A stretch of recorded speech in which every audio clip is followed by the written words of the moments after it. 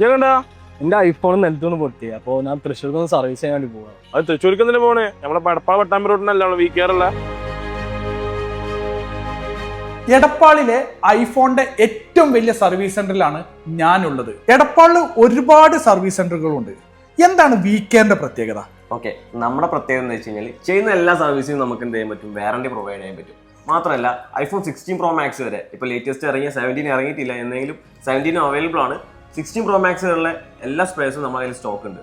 So customer don't need to wait, നമുക്ക് അപ്പൊക്കപ്പോൾ service ചെയ്യാം. മാത്രമല്ല അത് ലൈവായിട്ട് സർവീസ് ചെയ്യുന്ന കാണുകയും ചെയ്യാം.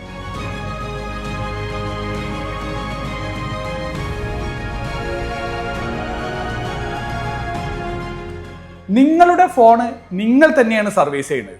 കാരണം ഇവിടെ ഒരു ഹൈഡ് ആയിട്ടുള്ള ഒരു സംഭവങ്ങളില്ല. നിങ്ങൾക്ക് ലൈവായിട്ട് നിങ്ങളുടെ ഫോൺ സർവീസ് ചെയ്യുന്നത് കാണുകയും ചെയ്യാം.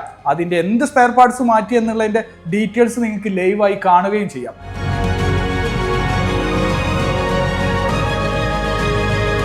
അപ്പോൾ ഇനി ഐഫോൺ ആണെങ്കിലും മറ്റുള്ള ഫോണാണെങ്കിലും സർവീസ് ചെയ്യാം. നിങ്ങൾ വേറെ എവിടെയും പോകേണ്ട ആവശ്യമില്ല.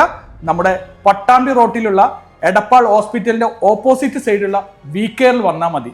ഇമ്മീഡിയറ്റ് സർവീസാണ് ഇവരുടെ മാത്രം പ്രത്യേകത.